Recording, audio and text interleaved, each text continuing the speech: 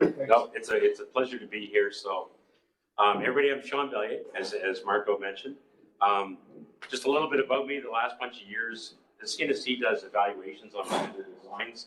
So I've led X Energy, which is a pebble bed gas reactor. I've done ultra-safe nuclear, which is a smaller prismatic block, high temperature gas reactor. I've done NuScale. For licensing, I've been involved in the GE Hitachi BWR X300. NB Power, another utility in Canada, is doing, they're looking at doing a license for an ARC-100 reactor, which is a sodium fast reactor. And also the Global First Power, which is based on the USNC one as well.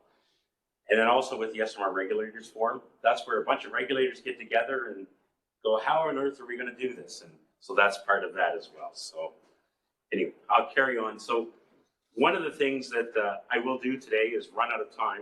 So I'm going to go through slides very, very quickly. But what I'd encourage you to do, I'll have some questions at the end, but then I'm around the rest of the week. So feel free to approach me, ask me questions, whatever you like. So that's what I'm here for.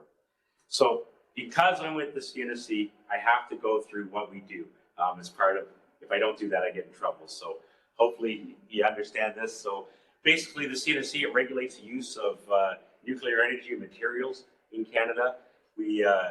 We're a peaceful nuclear nation, which means we don't have nuclear weapons, so we don't proliferate anything. So we make sure we do that.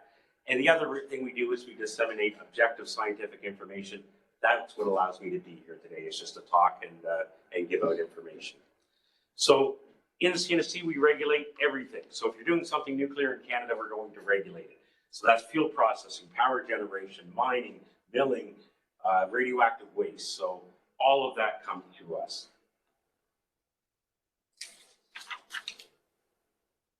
Now, the good thing is that I don't have any power at all. I don't make any decisions.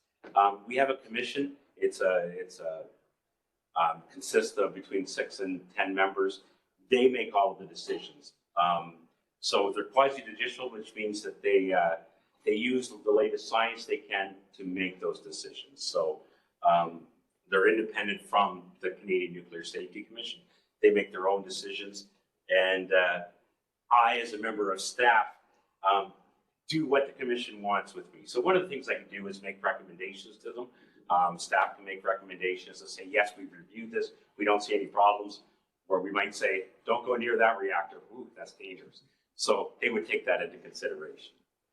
The other thing we do is we're mandated to do a lot of public engagement, which is, so we both have, the CNSC has to go out and talk with people. I've said it before, as we discussed, that the more public engagement to do, the more you talk about nuclear, the more comfortable people are with it. So we do that ourselves, and we also tell our licensees that, hey, you have to do it too. So it's a bit of stuff for both. So basis for a license. So what is a license anyway? So we start off, every country has laws and rules and regulations. So pointer. We have an act, which is our enabling act. Regulations, these are laws, usually high level, to give you an idea of what you need to do. Then we give a license. So say for a nuclear power plant, we'd issue a license. That would be based on some of the stuff we've written and some of the stuff that they've submitted. So that makes up the license. So the licenses basically, it's for all nuclear activities in Canada require a license to do. In Canada, we license activities on a site.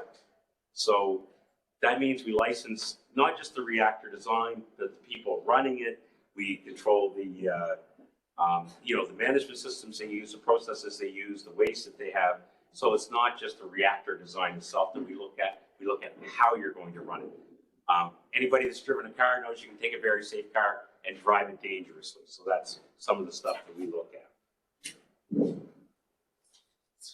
Then what we do is we have the way licensing works, and this is really high level, but when you submit a license, you're going to tell the CNSC, here's what I'm going to do to be safe, because that's what we want.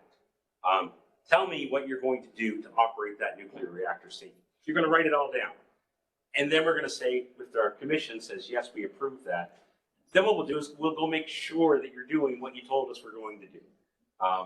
And what you wrote down and was approved by the commission, that forms your licensing basis. So that's that. And then the process, basically it's quite simple. I say simple because it's not simple, but you submit an application. At the same time, we do an environmental review on the environment and a technical assessment to look at the technical pieces of it. There's some public hearings, so people get the input on it, and their commission makes a license decision. So as far as the process goes, that's as simple as it gets. A little bit about the environmental review. So basically, every license for a power plant is a larger environmental review. It looks at what you're putting into the air, what you're putting into the water, your accident scenarios, your limits and conditions. So that environmental review can take many forms in Canada, but basically it makes sure that you're not putting more into the environment than you should. So that's done in parallel. So at the same time, when you submit your license application, it's done at the same time as the technical assessment.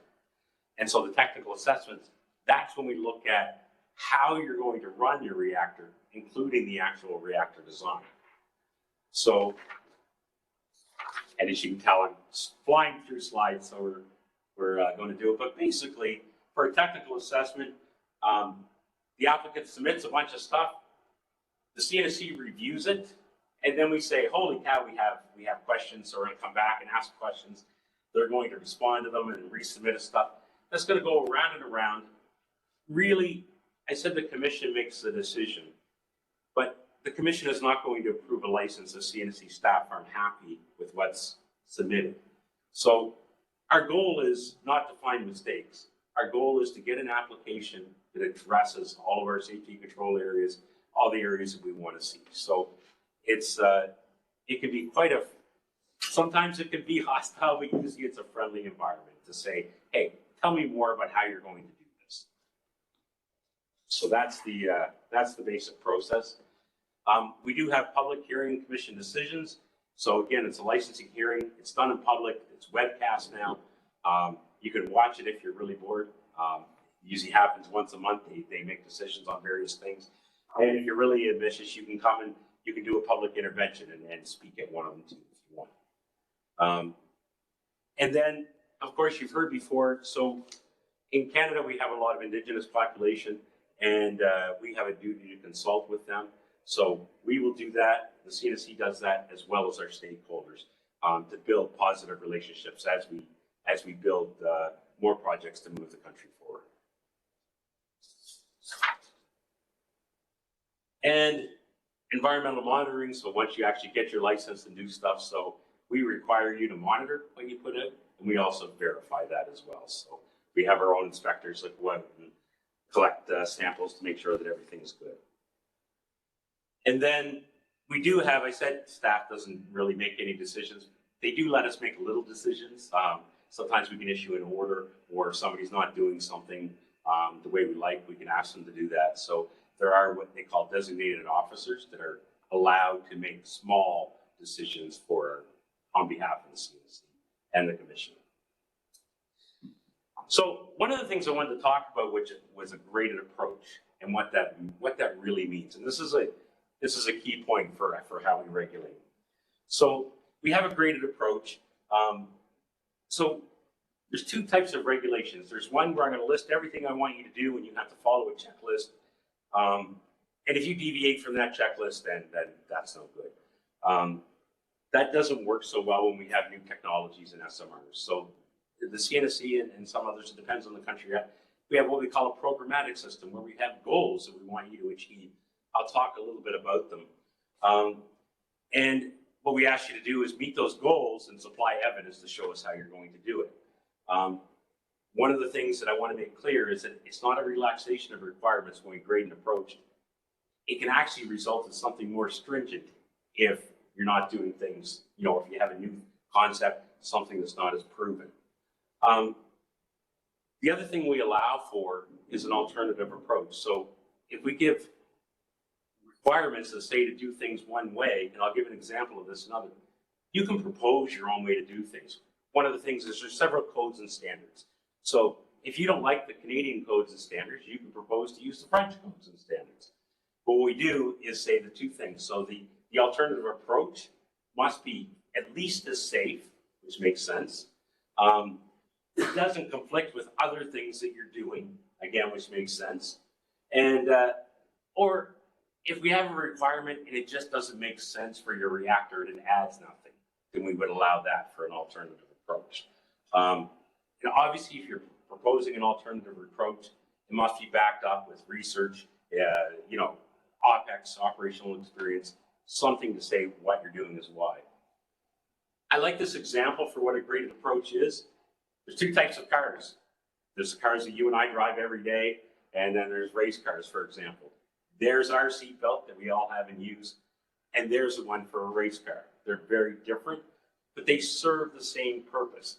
It's to restrain occupants to manage collision energy away from humans. So for a car that you're driving 120 kilometers an hour maximum, this serves that purpose.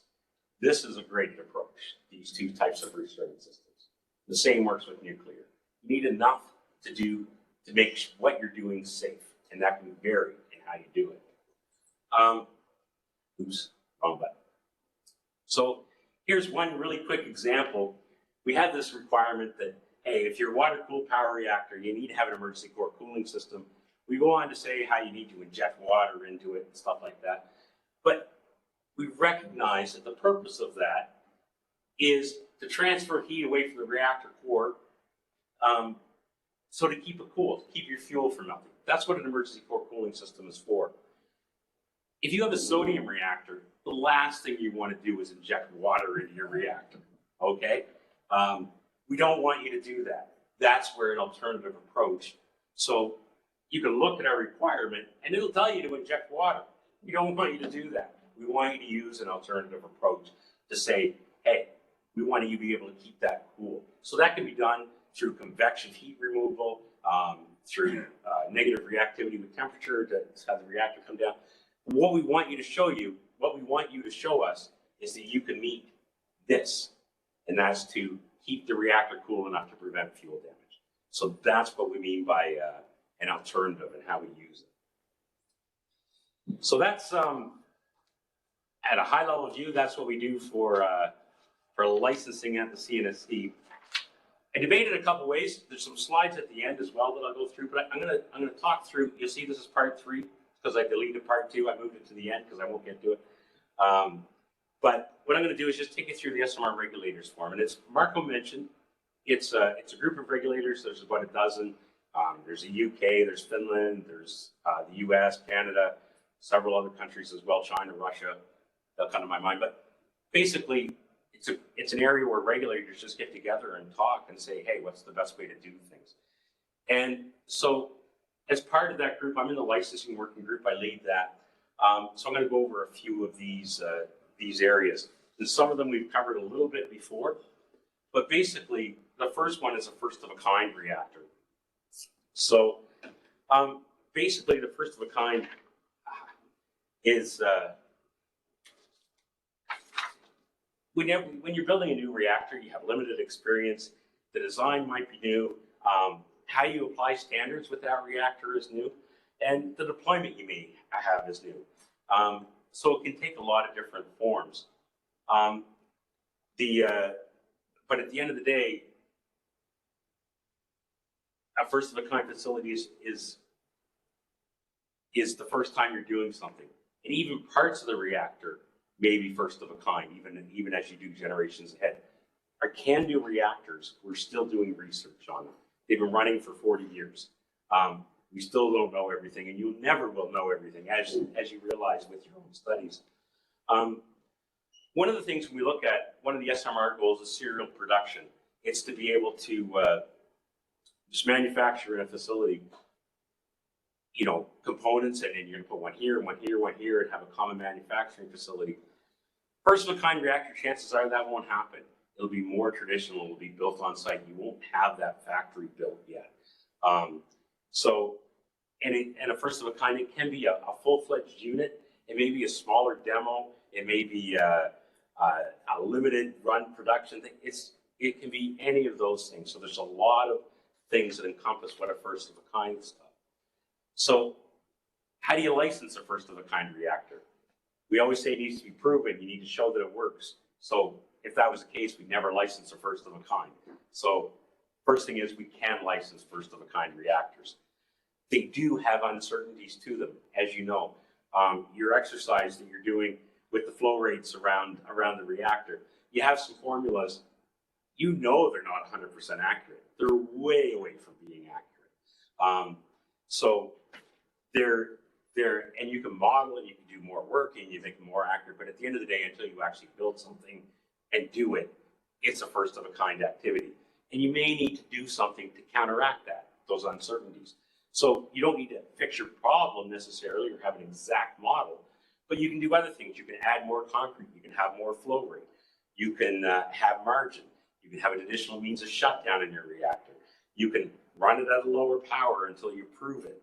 You can do more commissioning testing on it. So there's all kinds of things that you can do to make up for that uncertainty. As a regulator, we want to make sure it's safe. So for a first of a kind, you may have to do some of those things. Now, how proven does it need to be? And this is, I wish I could answer this question in 40 minutes or less, and I can't. It's not an exact science. So there's data fidelity. So you can spend as much money as you want on modeling, and everybody knows that. Spend that money where it makes the most safety significant sense to do so. So that's one thing you can do. There's extra research that you may be able to do. There's experimental data, I know, which we're going to see, I think, later this week, that we can build smaller models, test them, make sure things work.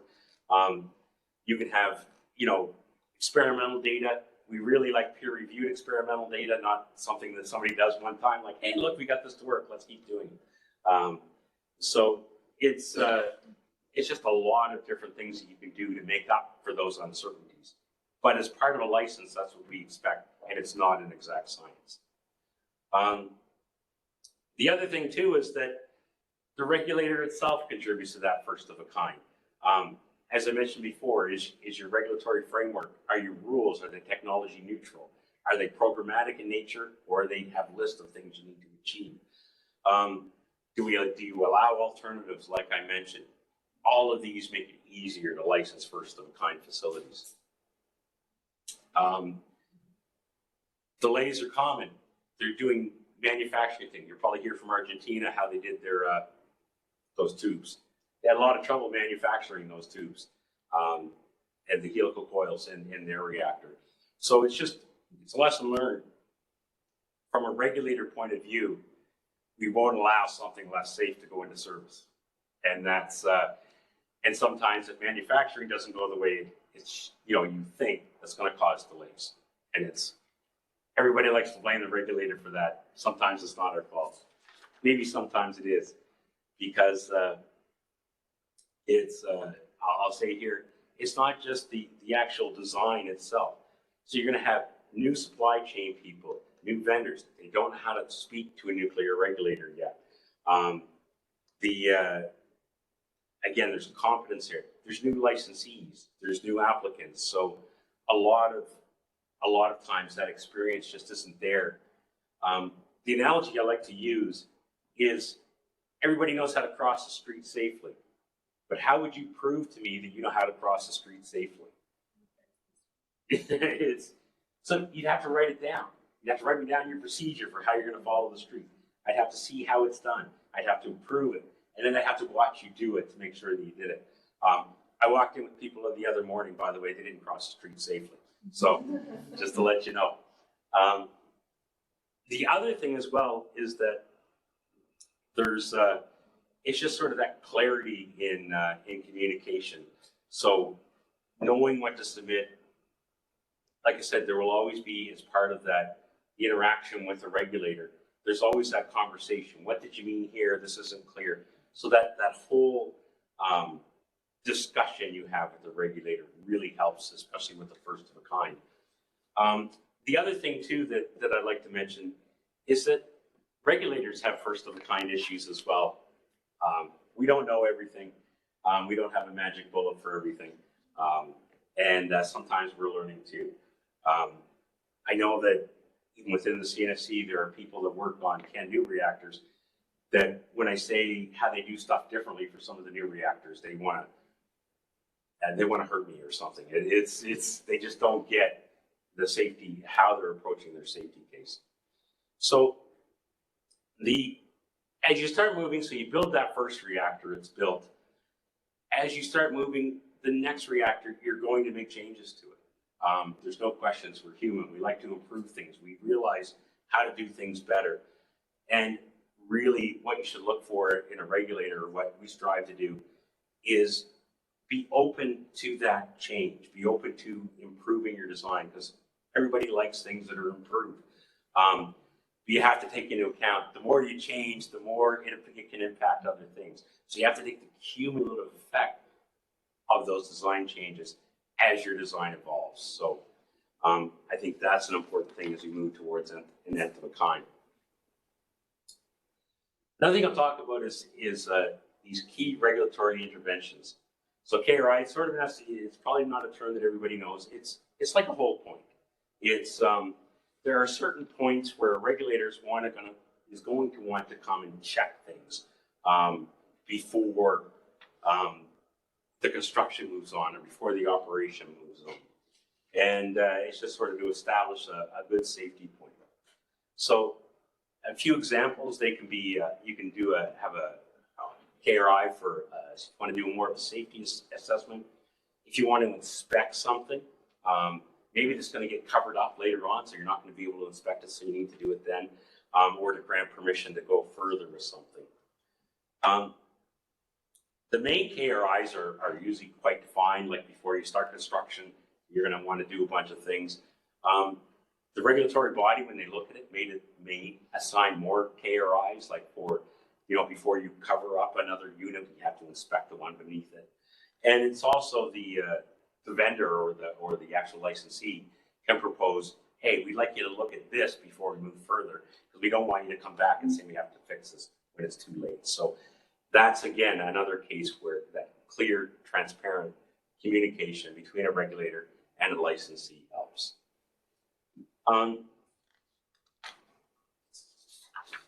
So how do you choose them? So basically, you look for areas of high risk where you can do that. Again, where there's areas that you're going to cover up, you're not going to be able to get to, you're not going to be able to inspect, you can't go back and redo, or that once you add another system on it, you're not able to run the test. So those are ideal points to have those KRIs and do those inspections and have those extra checks. So how to choose them? Again, basically, when there's certain times where it really makes sense. Some of them are before you load your fuel for the first time, or before you bring fuel on site, the regulator will want to do a check. Before you do your first criticality, before you ramp up to first power, before you connect to the grid, those are times. So we have those for regular reactors. What's the difference really for an SMR? If you look, this is from SSG 12, it's an IDA document on licensing. But our traditional reactor is, you look at the site, you do a design, you build it, you commission it, you operate it, and eventually at some point you decommission it. And it goes in a very much a straight line. These arrows here are sort of where the KRIs, where just imaginary. These are points where you're going to want to check things. SMRs are throwing this all out of whack. They're not, the design is usually done ahead of time. You got a site. You might be doing some construction at a factory before you have a site. You might be doing some commission at a factory, some commission on site. You're doing some construction on site while you're building a reactor. You transport it.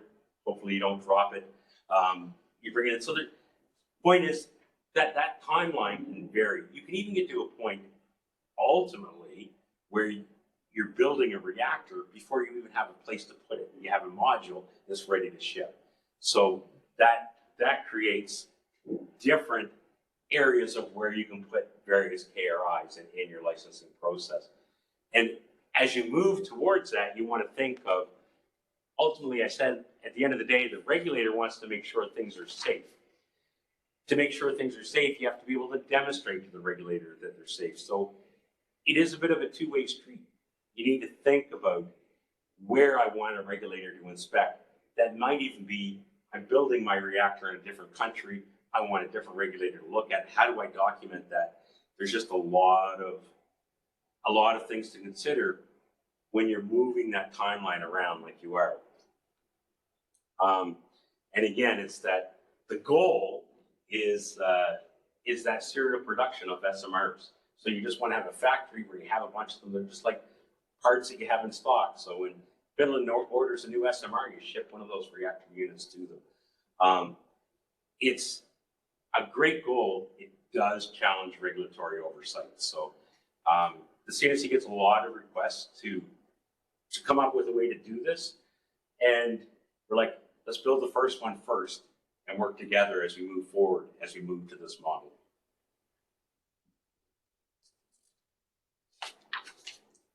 So talking about a few things coming up. So if we have a multi-module SMR, so this is, modules is not well defined, by the way, when we do it, but it's, what do we need to do when we have multiple modules on a site? How do we license that?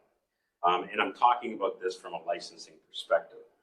So obviously, if you have more than one module on a site, it may be in the same building, it may be on the same piece of property. The interactions between those modules matter from a safety point of view. You may have some shared systems that are common, maybe shared electrical systems. There can be operators that are running the same unit. As you heard, NuScale has one operator for 3 or 4 reactors, so that's a common thing. You also want to look at, can there be CCFs, I don't know if I've written there, or common cause failures. So can you do something that causes a failure across multiple reactors? So those are some of the things from a licensing point of view we look at. One of the questions that we get sometimes is, would you license each module, or would you do individual licenses? And I remember I said this, I was with a group of international people. I said, well, of course you just have one license for what you're doing on the site. Another country spoke up and said, no way, we'd have a license for each individual module. So there's differing ways you can do that.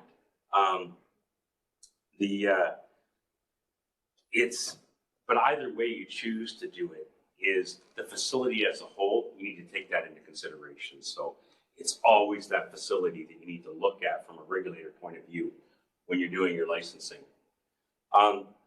Another big thing to consider is that, and I think we covered this earlier, so I'm going to go over it quickly, but different modules can be in different stages. So you could be decommissioning one, fueling one, operating another, and constructing another one, all in the same reactor. And if you sort of look, that's, you could be moving these around. There can be decommissioning one, you can be refueling one over here. It may be even that you move this one, you refuel it, and you stick it back there. That all has to be accounted for when you think about how to license something. You may even, decide that this one's no good and bring in a replacement from your factory. So I'm going to talk about, the next few slides, we're going to talk about some things that are unique to multi-module units. But just keep that in mind, is that when you have more than one reactor, you have to consider how they interact with each other. And that's the biggest thing we looked at for licensing. Human factors engineering, so that becomes a big thing when you're one operator looking at 4 reactors, how that works. Even in existing plants, we have multiple plants on site.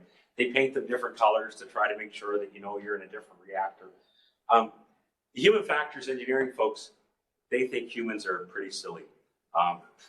They assume that you make mistakes.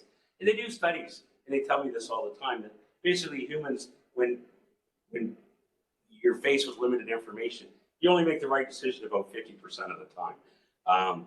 So it's I'm glad we have those human factors engineering people. They help prevent that. They really, if you're designing a reactor, thinking about how humans interact with it and how you engineer that whole experience is really good to do.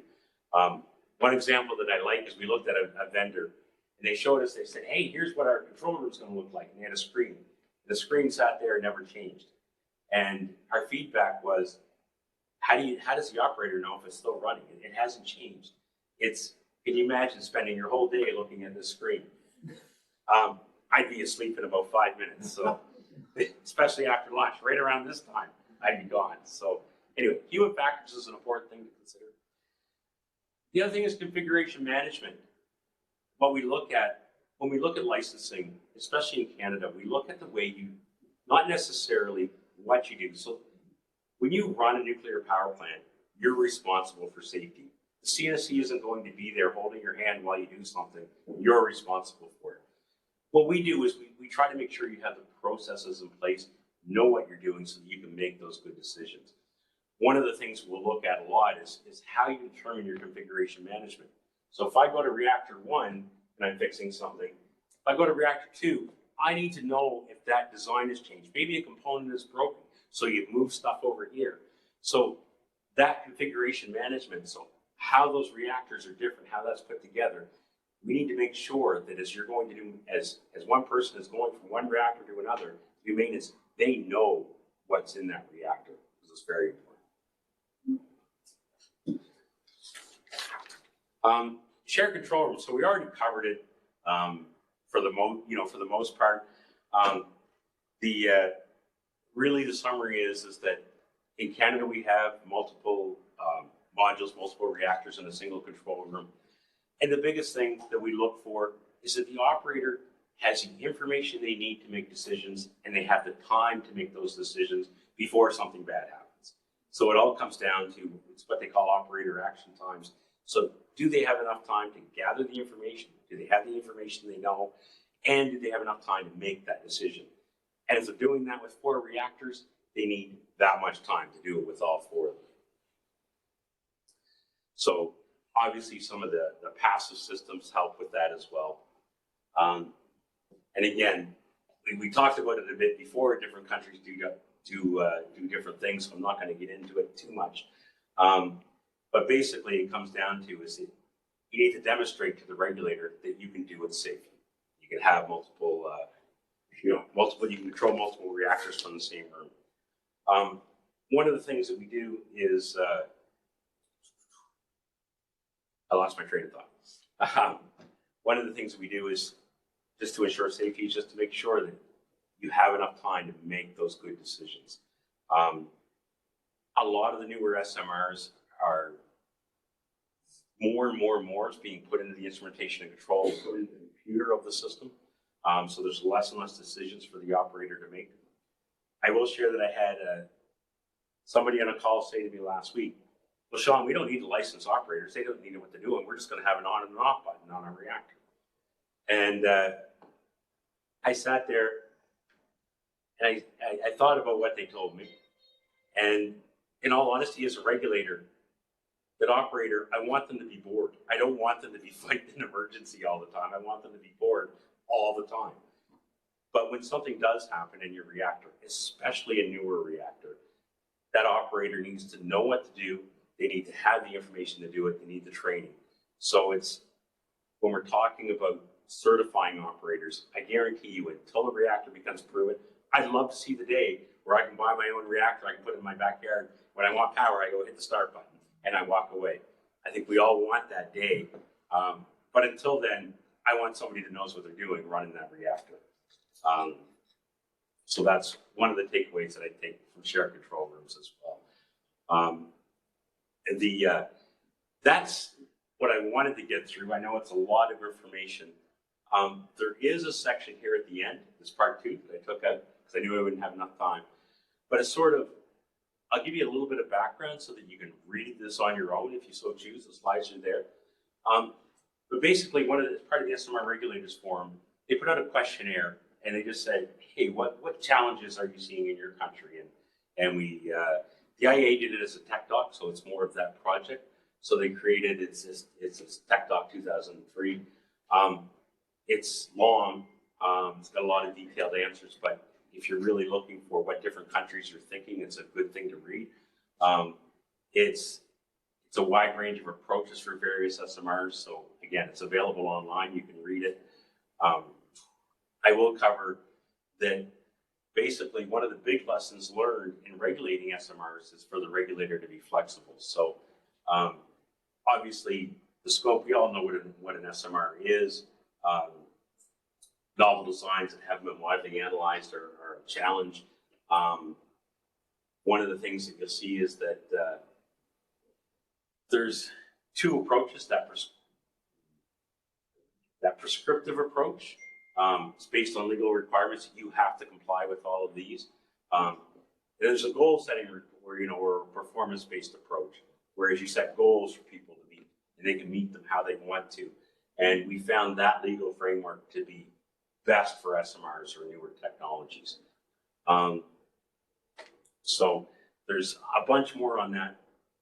One of the things too I'll talk about just before I open it up for questions is the whole collaboration and sharing information between regulators, which is always a good idea, and we encourage it. One of the things we do have to be careful, especially with newcomer countries, is one of the IEA safety principles, and it's a question we had earlier in the day, is each country is ultimately responsible for running a nuclear reactor.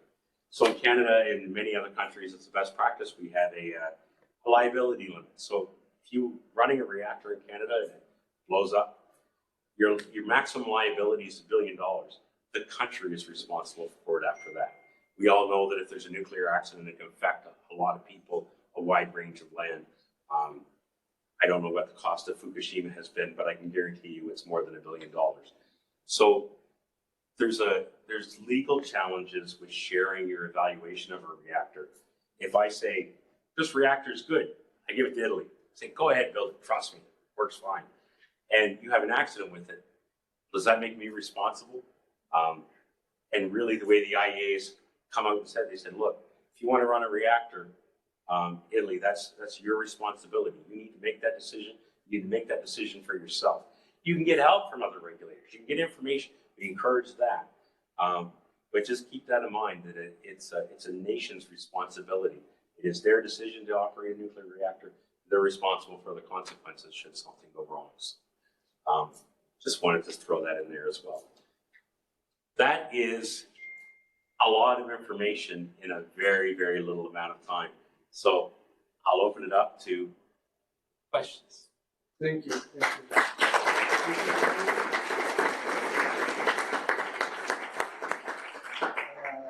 I have a couple of dozens of questions, but I will select only two, but please start with the floor. Thank you for all the information. And from your experience, can you give us one interesting example of licensing application for something specific? You have been rejected and they worked it out and then they got accepted again, because we always see the accepted designs that are. So that it happens. I like that question because it happens all the time. I'll give you one example. And I'll even name them because so NewScale came for their vendor design review in Canada. And again, from a licensing point of view, I want you to show me how you're going to operate your reactor safely. What processes do you have in place? And they went, well, look, we followed all these US rules. And in Canada, we looked and we said, we don't know those rules. So we don't know what that means. And so we had to say to them, can you go back?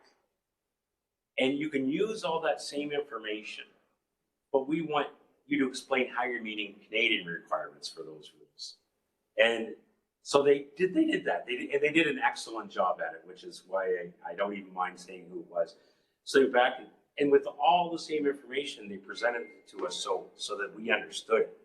And as soon as they did that, we went, oh, you guys do a great job at this. Congratulations. So it's an example of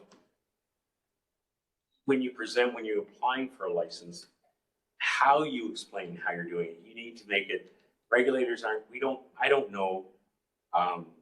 One of the things that gets brought up a lot and I'm an electrical engineer, truth be told. But they talk about ASME codes for pressure vessels and how French ones are different than other ones. And it's about, I think the French codes are very good, but if they were to come to Canada to build a reactor, you'd have to say, here's how we meet maybe these ASME codes that we use in Canada or CSA codes. And it's just about explaining it. So it's not just about saying, here's what we did, look how good it is. It's about explaining it in a way that the regulator can understand it. 1, 2, 3, please. I just And want to know, you said you want to have an operator in the plant and also he's doing in the case of an accident. But how they show the regulator that they know what they do? Do they have to take tests or they need certificates or something like this? So in Canada, we certify our reactor operators. So it used to be that the CNSC decided, here's what you need to know to be a reactor. And we would give you, or to be an operator. And we would give you all these tests, and at the end of it, hopefully, we say, yes, you pass, so you can be an operator. What we found is that wasn't very flexible because the regulator was making those decisions. So just to give you an idea of how we approach it now, is we say to the company, what do your operators need to know? And so they make a case, here's everything my operator needs to know. The company or the licensee then develops the test. And for our can-do plants, they're complicated. So the operators have to know a lot. It's quite a few years to get your certification. So they have to administer tests. They have to test them. They have to show us that they tested it. We observe the test, make sure that everything's done. And then the CSE certifies the operators. So we'll give you a certificate that says you're certified. We also have slow pokes. They're little subcritical assemblies. They're a lot easier. Those operators are also certified, but it takes a few weeks to get that certification. So it's different for different reactors. For sure that the reactor that you just had the on-off button, that's a dream, because until something is really proven, you don't know what's going to go wrong. Ultimately, the simpler your reactor is, the quicker it's going to be to have a certified operator. But we still want that. And I think the Canadian public or the world public, you want to know that if there's something happens, the operator knows how to deal with it. And that's really the goal. So, Please. So thank you, it was really great. And the first question is regarding the public. What kind of information you're providing for public as a regulator? Because I think we are really strict when we are regulators, because you don't need to promote, but you need them to know how Canadian Nuclear Commission meant that. And also regarding the graded approach, it's nice, but it made the regulator job harder than before. Because when you do a checklist, it's easy for a regulator. Then with the graded approach, I think it would be hard for a regulator to regulate. So do you think if we have regulators who are, for example, we're designers or wind researchers in the field of small modular reactor, this will be good, or what is the Canadian approach? okay. So your first question for public engagement. I'll go out and talk to people. I'll say how we license, and I explain how the CNSC keeps the public safe and make sure that things are operating correctly. That's what I do usually when I go out or provide information.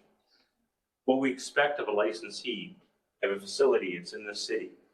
We say, it's an iterative approach. We say, go talk to the public, ask them what they want, and what the public wants, where it falls within the CNSC domain or the nuclear domain, give them that information and make it understandable.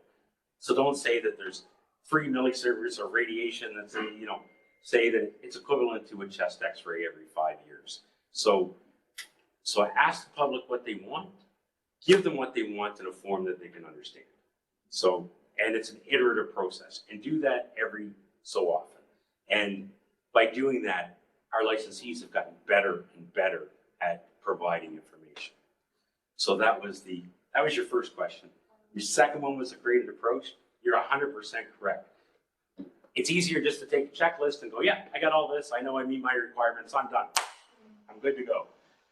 It's not as easy. So having that programmatic approach is harder in a lot of ways for both a regulator to review what is good enough, and it's harder for a licensee to meet. Now it's easier because if you just have a very prescriptive checklist, if your reactor is a bit different, it's like, well, I don't meet that. I'm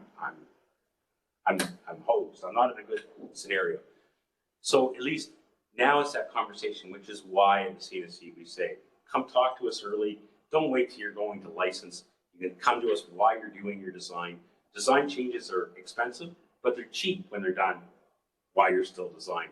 So that's why we do that as well. So we encourage vendors to come talk to us. We work directly with vendors as they're designing the reactor to see if you built that in Canada, would it be capable of meeting requirements? So I think it comes down to communication when you're going more of a programmatic approach for sure. Yeah, I like the communication part that you're doing because most of the time in our mind is regulator is the people who are when they are coming, you're gonna make sure that everything is okay, and when they go, you won't leave in a mess. But when you have conversation and it's friendly, and then we achieve our job. I was at a licensee site one time, and they actually said, "There's a regulator in the building, and he's friendly." And that was an actual comment that I got one time. So that's what we try to do. It's most companies, you're not designing a reactor to be unsafe. Like let's be honest. If you're designing a reactor, you want it to run for many years and be very safe. That's what you want, and that's what the regulator wants too.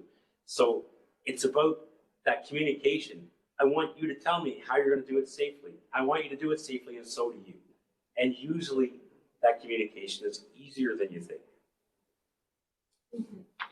Result, and then please. Sir. Nowadays, a lot of reactors, like in the near future, will license will end of the previous generation reactors. So, in the perspective of people will consider the investors, is it less risky for them to invest into the old reactors, which licenses are ending, to bring them to the criteria of nowadays? I don't know, by changing steam generators or something, or it's better for them to invest, for example, in the new designs. Like, is it less risky in this case or not? So I'll preface my answer with this statement.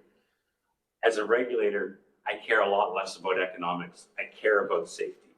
And that's, so I'm not very sympathetic with what you should invest in, because that's not my job to do that. My job is to make sure if you're going to, so in Canada, we, as you heard, we just refurbished all of our reactors, most of them. So our design, it allows you to put new pressure tubes in and update what needs to be updating. They're almost like new reactors, in all honesty. So in Canada, they decided to do that to make them run for another 30 years. I know in the US, they're looking at perhaps different fuels that are more fault tolerant, have better accident responses. They're trying to say maybe we can use those newer fuels to then allow our reactors to run longer. So there's different methods that companies are proposing to run those older reactors longer. From a regulator point of view, we support all that. Just make sure it's safe, and that's what we're going to make sure. So I don't know that I have a good answer for you on which one I think is economically better. So it's a judgment call.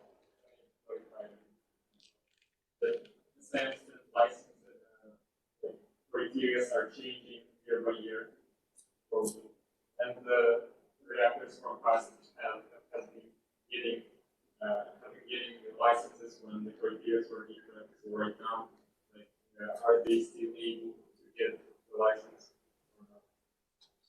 So in Canada, what we do is we call it's a periodic safety review. So every so often they have 10 to, years? it's 5 to 10 depending on their license react. So that what that process is they come to the CNSC, they say, okay, it's been 5 years. Here's what's changed in your regulatory system. Here's where we meet it. Here's where we don't. And then it's a bit of I call it a bit of horse trading. They say, hey, we'll add this system on, which will mitigate anything here.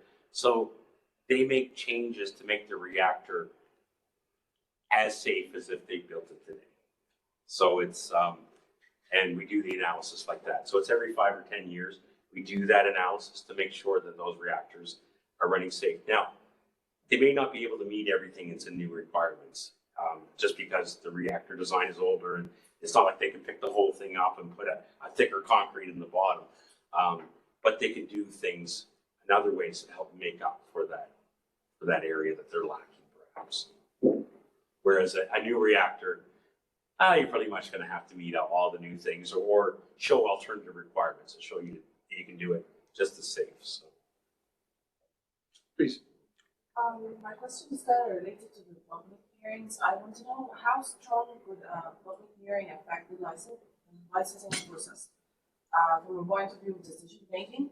Because I know for Canada, for example, it has a lot of reactors, and public are already educated about the process and they know the risk and everything. But for a country that is just starting to have its first reactor, the iterative process could be like endless. Take forever, and we might reach a dead end. So what happens when we reach this dead end? so it's a really good question, and I'm going to give you an example. Our commission makes decisions. They have to take the public into consideration. So how they do that, I'll give you an example. We have steam generators, and steam generators are huge. If you've ever seen one, they're big. They have a lot of steel. They get in a can-do plant. They get mildly contaminated. So. And you have to store that all as low-level radioactive waste. And when these big steam generators, you got to store it, costs a lot of money. So we were going to send them to Sweden. They were going to do something, recycle the metal, and give us back a little bit, like take a steam generator the size of this room and give us back this box of here's the bad stuff to put in your low-level waste. And they're going to bring it up a river that borders with the United States. And everybody, oh, you can't do this, and this is so dangerous. And it was a very safe activity. It obviously, a steam generator does not fit in a radioactive package, so we need a special permit to do that. The CNSC did not give the license to do that because of the public outcry. So that's how we can. So that public opinion in Canada, at least, will impact things. But then another example I'll give you is that Canada had a lot of highly enriched uranium and other really bad stuff. So the United States, what they did is repatriated a lot of that material, so they wanted it brought back to the U.S. because it was very dangerous, and they wanted it back. So we had to transport that very dangerous material back to the U.S. And again, the public was just absolutely crazy that we could not do this. And that one we said, well, we're going to do it because, and what we did is we said, yes, we're going to do it, but we're not going to tell you when, what roads we're going to take, or how we're going to get it. We're going to make sure it's done safely so that no sabotage attempts could be made on that material. So it does depend on the situation. So it's kind of up to the committee to decide which situation to read. It is. And one of them, and again, CNSC staff make recommendations. Another example is the public wanted the thyroid pills, the iodine pills distributed around the plants. From staff, we looked at it and we said, you know what, it doesn't really make sense for how they'd help, the limited amount of time they'd help, the money that it would cost, the safety that it would only be in a severe accident. So we recommended, no, you don't have to do it.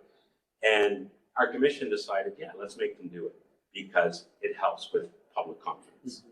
So it's, like I said, there's most of the time our commission listens to staff, but sometimes they don't.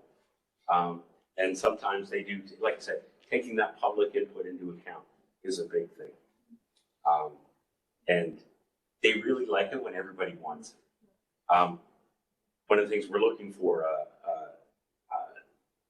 deep geological repository for some of our waste. I can't remember if it was you or somebody else said it earlier. What they're doing is now they're making communities compete for it. So we tried to get it into a community, and everybody, of course, they don't want it. There's always people that don't want it. So they've taken a little bit of a different approach, and now they're making communities compete for it, which really helps. People see an economic benefit. It helps them accept it more if they think they're going to get something from it. So that's another lesson learned, I think, that we've picked up recently, that if you make it a competition and having a large facility in your community is an economic benefit. Yes, there's going to be people that don't like it, but if people see that there's a benefit to this technology as well, then that's a good thing. And then the other thing I'll say is that people never complain about radioactive material or substances that is transported, like for medical use, for medical tests. I've had a few radioactive tests in my life, and I'm very glad that they were there. Nobody complains about those because they all see the benefit of it. Even though they're, we have a standard package, they're still done very safely, but it's just an example of if people can see the direct benefit of doing something, they're more likely to accept it. And hospitals and medical testing is everybody, when there was a radioactive substance shortage, one of the reactors in Canada went down that supplied molybdenum and technetium anyway. There was a worldwide shortage, and they made it start back up again. So that can help sway public opinion if they see a benefit. Yeah. One question and then. The question is about how the Canadian approach of licensing changed after Fukushima, and how the Commission ensures not to be overkilling with the requirements. So Fukushima happened, and I think pretty much all the reactors in the world went, wow, we're really dependent on our emergency backup power for cooling. And so what we did in Canada was sort of recommended by the IEA as well, but we just sent a letter to all of our licensees, and we just said, how can you improve? And so we had ideas as well, but collectively it's better if everybody thinks about the people that know the reactor best are the people that run it every day. So we actually sent a letter to say, hey, by such and such a date, send us how you think you could improve. And we made a list. One of them was, just sort of, and then we get into design extension conditions. So how do you take equipment that's not part of your safety, but if you had a backup generator that you could plug in, that you could then store, like they don't store it in this nuclear grade, seismically qualified. At one of our plants, they actually have the emergency generators. They're on trailers. They're up in one of those canvas, you know what I mean, those things. So if it falls down, it's no big deal anyway. It's just this canvas thing. But if they need that power, they can just run a truck up, grab the generator, bring it down, plug it in. They have the plug already in for it. So it's improvements like that they're not part of the design, they're not part of anything. But in an emergency, that's what happened with Fukushima. They were trying to hook up car batteries to run the computers for a little bit to see where levels were. So just that's what we did. We did a full report up in the public, but to say, here's all the improvements that we're recommending. We tasked all of our nuclear power plants with making these improvements. They all did. And then we made regulatory changes as well to help implement. There's always lessons to be learned. And I think that was one of the biggest things of Fukushima is that it was an accident, but what can you learn from that so it doesn't happen again? And we're, the aviation industry does that every time a plane goes down. I'm like, oh, what happened there? It's terrible. And I don't want to take away from that, but I think the worst thing you could do is not take lessons learned from an accident. Thank you. I want to ask how licensing commission for nuclear reactors is dealing with SMRs coupled to non-electric applications, and if there are additional challenges for also the cogeneration facility. It's an interesting question. It's a very good question. So the question is, have a reactor, and we have an example. So I'm working with Global First Power. It's a small high temperature gas reactor. It's 15 megawatts thermal. So what they're proposing to do is we're going to build a reactor, and they're applying for a license. They want to make sure it's safe, but they're not going to generate electricity. So they're going to export hot molten salt. So it's the same, those power plants where they have reflectors and they point the sun at a pipe and there's molten salt that flows through that pipe and heats up, and that's how they make their electricity. So This reactor designer is proposing to export, so they're going to take hot molten salt, move it off site, and then they can use it for district heating, they can use it for electricity production, and they can use it for whatever they want.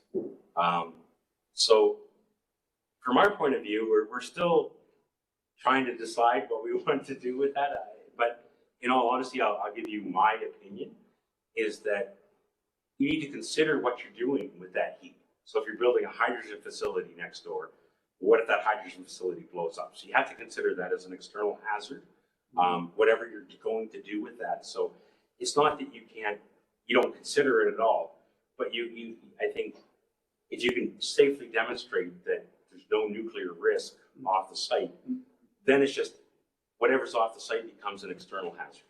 And then how do I deal with that external hazard? So we haven't made that decision officially yet, but that's what I'm pushing for, and I think I'm going to win, but maybe, I hope so. Very interesting. I think that we are running out of time. The discussion was really very, very good, but we have to move to the next presentation. Let me ask you a last question about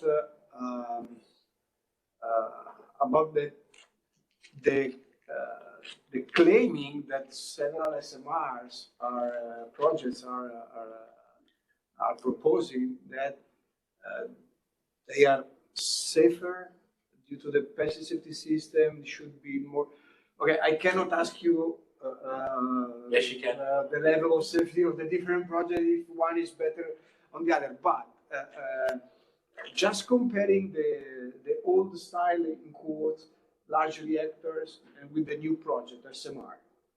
So is it real that simplification or some more relaxed machines like SMR should do can help really in better answering the question of safety? Is it real according to your experience? You look at several SMRs, so yeah. you have a feeling, more than a feeling, you have an evaluation, but without disclosing any sensitive information. But is your perception that is true that with an SMR, if you are clever, if you are a good designer, you can more easily reach that goal? So I'm going to answer this in two ways, and it's a very good question. So one of the things that it bothers me, SMR designers come up and they say, we have passive safety systems, we're way safer. And that's a false claim. And I'll tell you why. It's because you have an active safety systems on most of the power plants in the world. They put a lot of money into those systems, and they're ready to kick in as soon as something goes wrong. It's a very safe approach. And those systems they're tested, they're very reliable, they're very safe. So I never want to say that our existing reactors are not safe. They are. There's a lot of passive systems, and here's the problem we run into. I love the idea of high temperature gas reactors that just automatically shut down. They never overheat, they never melt. I love the idea of those reactors. But each design has to be proven. And that's where some of the stuff that I talked about, you're going to have to test that. You're going to have to prove that. You're going to have to maybe have limited operation until you make some of those. It's one thing to say and to do computer analysis, but until you actually try it, you don't know that it works. And so I think there is a great potential for some of those reactors to be extremely safe, even safer than our own reactors. The probabilistic analysis, right now we're looking at 10 to the minus 6 for reactor events. Some of the new ones are hitting 10 to the minus 12 on the reactor events. So there is some numerical data to suggest that yes, they can be made even safer. It's how they do that and how they prove that and how they tell their story that's going to be how that unfolds. But I love some of the stories that they're telling. But I'm also going to say to each and every one of them, you need to prove it. And that's where we are right now. Thank you very much, Sean. And I think that we have also the coffee break later on to continue the discussion with Sean. Unfortunately, Hamed, sorry, I was not able to give the question to Sean, but I will give your question to Sean, and he will answer by mail, or you Oh, will for have sure. the chance to interact with him. Yeah, Thank and you. if anybody has questions, just let me know. I'm around the rest of the week, so. Thanks a lot.